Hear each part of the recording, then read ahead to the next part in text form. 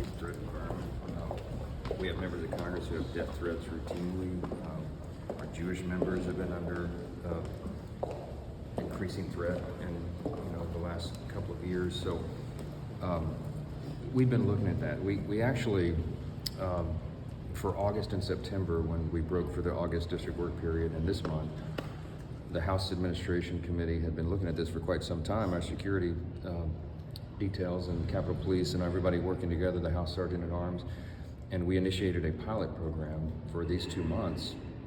There was an enhanced amount that members could utilize for if they felt a need, personal safety, for example, if they were doing a large public event in their district, and there was an amount that could be reimbursed for personal or private security if necessary.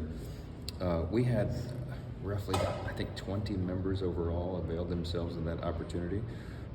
The idea was to assess that data at the end of September, before all this occurred yesterday, and to evaluate what measures were appropriate and how much should be allocated for that, and what were the best practices, best uses of it. We didn't have a big data set to sample because there weren't that many members that took advantage of it.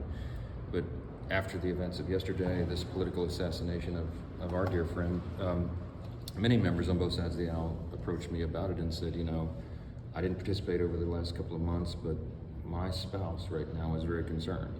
My family is very concerned. I'm concerned. So we're in a deliberate review process right now to determine what measures are appropriate, how much we could allocate for that.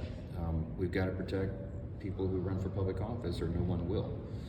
And that's heavy on our hearts and minds as we also, work through the trauma of what happened yesterday. It still doesn't seem real to me. Charlie Kirk was a good friend of mine, as he was so many of us, and his legacy lives on, and his demeanor and his approach, I think, are important for us to remember. That on September 11, 2001, terrorists hijacked. There's not another chime, is there? I'm not sure. I can't remember. I was just to conclude that thought. I think the legacy of Charlie Kirk is the way that he approached these issues, and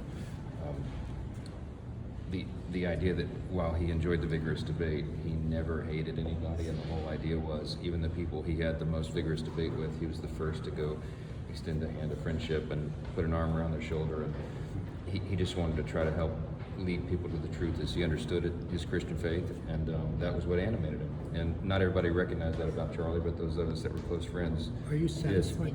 Are you satisfied with the FBI's performance so far? There have been a lot of mixed messages about suspects. Yeah, there's a scramble right now to find out who did this and apprehend them as quickly as possible. And it was a chaotic scene there.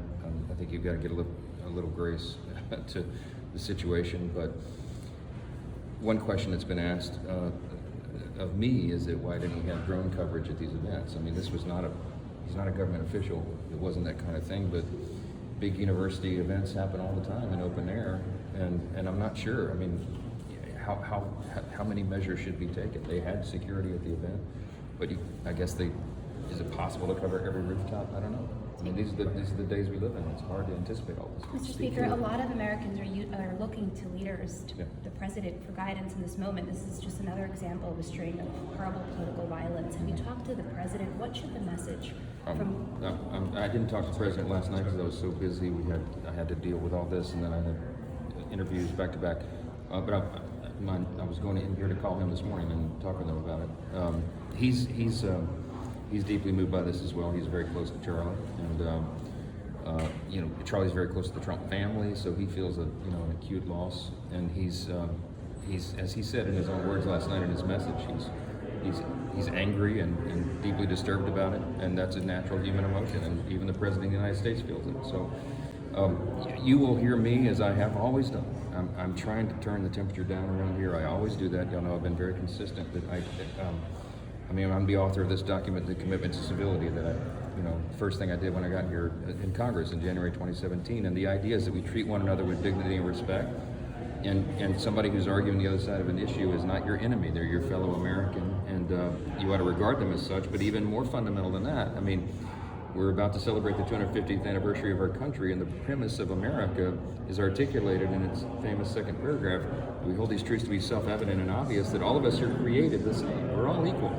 And we're all made in God's image, and so we need to see one another that way, and not as enemies. That's not what the system is built upon. Thank you, guys. Well, you have the opportunity to meet with them. This is bringing up the issue of member security once again. It's undoubtedly no. I don't know if you addressed that already. I addressed it, and the short summary is that we're under a very thorough review of the existing options and how we might need to enhance that to ensure member security and safety. It's a big concern of all of them and their spouses back home and their families and everything. So there's a cost associated with that. I mean, a financial cost that Sounds is like that's a cost significant. probably worth taking for Congress. It is, and to what level, how much can we afford, and how far can we go? I mean, we've seen estimates that if you provided a complete, full security detail, as it's known, to every 435 members of the House, I mean, it would cost billions of dollars, and we'd have to hire about 5,000 additional Capitol Police. Literally, that's the estimate. So, I mean, that's not. I mean, it's not a possibility. So we're looking at all angles. One of the angles is I want everybody to know, with the media, I mean, to report. Members of Congress have many safety measures, and we have additional funding that's available to them. We've run a pilot program for the last 2 months for this, that they can hire personal security when they're on the road or doing events in their districts. Unarmed officials and personal security guards, basically. And then there's a reimbursement allowance that's allowed to cover that, so they can choose when they deploy that. But after events like yesterday, it gets everyone's attention, and I think a lot of people will be availing themselves of that. So there are many security measures in place for members of Congress at their homes, at their offices, and when they go about. But we live in a dangerous society, and it's difficult to cover even the President of the United States from every angle, as we all know. And so, the problem ultimately at the end of the day is that the human heart, and that's what we got to address. We'll do Thank you, guys. Plans to go to Utah?